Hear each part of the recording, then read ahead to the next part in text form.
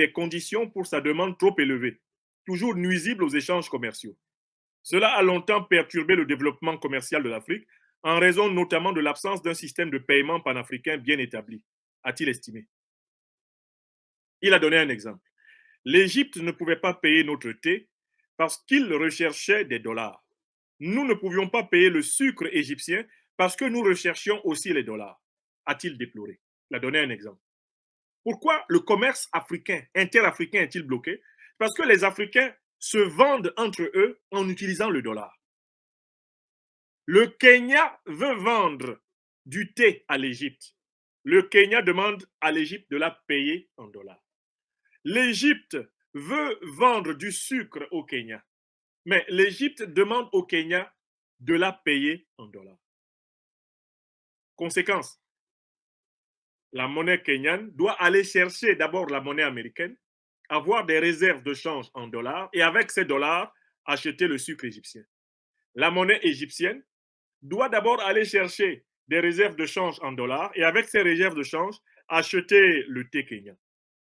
Or, ça serait plus simple que les Égyptiens et les Kenyans s'entendent sur la quantité de monnaie égyptienne dont les Kenyans ont besoin en échange d'un kilo de sucre égyptien et sur la quantité de monnaie kenyane dont les Égyptiens ont besoin en échange d'un kilo de thé kenyan. Et ce serait terminé.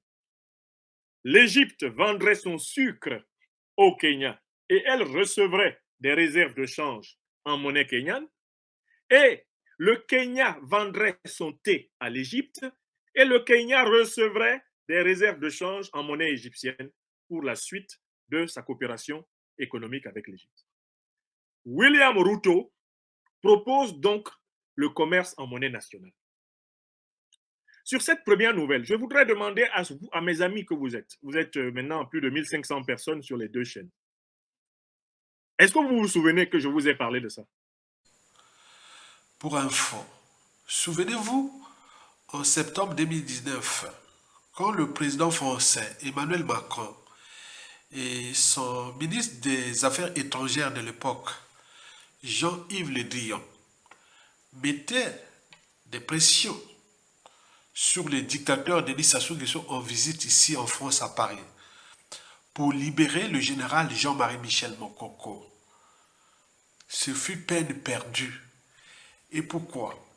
Parce que d'un côté, Jean-Claude Ngakosso, ministre des Affaires étrangères du dictateur Denis Sassou Nguesso, avait alors joué de tout son poids tribal Mboshi auprès de Denis Sassou Nguesso et de la France-Afrique de Jean-Yves Le Drian en disant ceci: si on libérait Jean-Marie Michel Mokoko, nous allons perdre le pouvoir.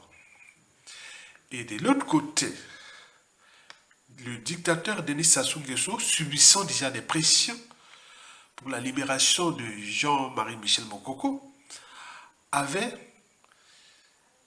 une idée derrière sa tête, c'est d'éliminer coûte que coûte le général Jean-Marie Michel Mokoko pour qu'on en finisse avec cette affaire.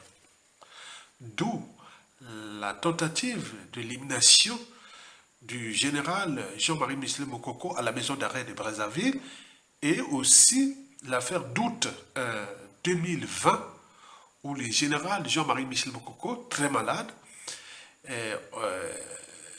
devait être évacué en Turquie. Vous avez tous remarqué et vu qu'il y avait un vol, un jet privé qui était parti de la Turquie, avait atterri à Oyo, puis d'Oyo devait arriver à Brazzaville. Et les sources embarquées et fiables avaient alors alerté que le vol de cet avion était arrivé à Oyo, c'était pour qu'il soit, ou à Olombo, qu'il soit traité. Donc c'est un avion qui était déjà empoisonné. Donc le scénario était le suivant. Donc cet avion empoisonné devait partir de Lombo, atterrir à Brazzaville et prendre le général Jean-Marie Michel Mokoko et les ramener soi-disant en Turquie et M. Mokoko allait mourir en plein vol. Et donc, on l'a signalé, on a fait du bruit et le vol là fut annulé. Et donc, on avait recommandé un autre vol, était venu les chercher et était reparti.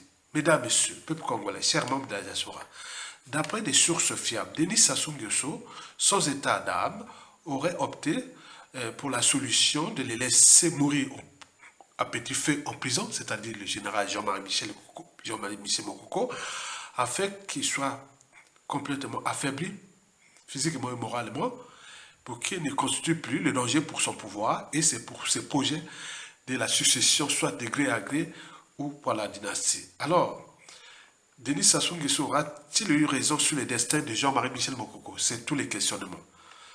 Il est certain que Sassou Nguesso va laisser des contentieux graves pour sa famille.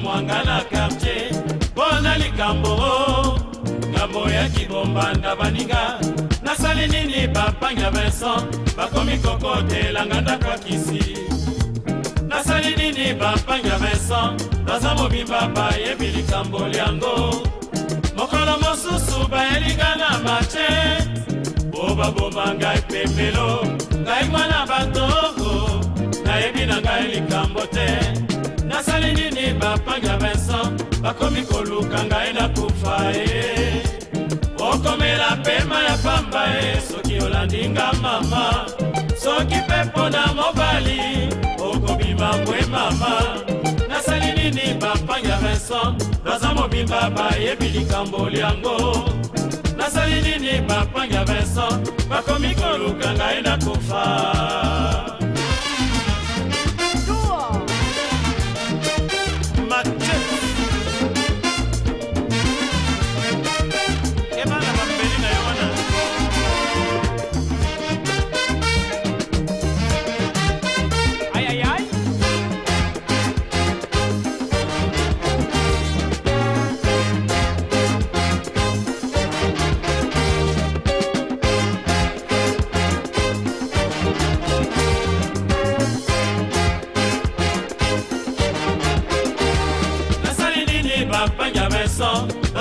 baba yebi likambo lyango nasali nini bapanya Vincent bakomi koluka ngai na kufa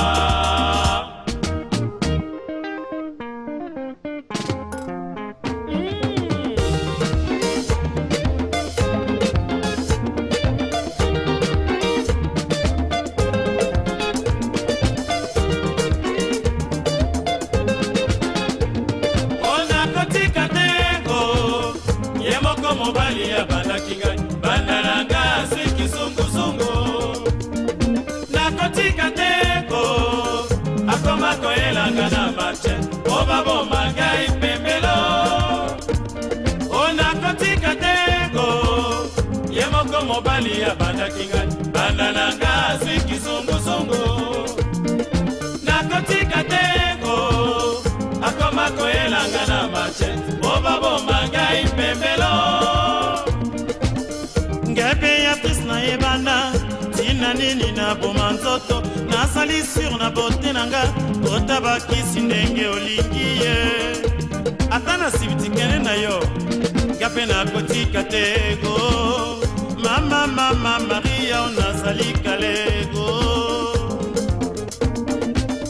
eske Francis ayebisaka ngai kazali marie na Maria loba na ye atikanga kimia nazali sur na mobali ye ngape kaka wana ngape nakotika tego mama nazali kalego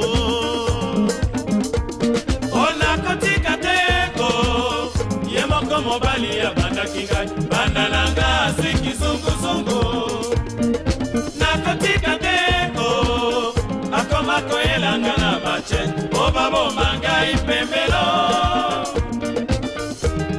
ya quartier bakamwaki yo ntango oyelaki nga na machete yeba okosamba maria na miso ya bazuzi ye ata na premier degré tokokende nga mpe nakotika te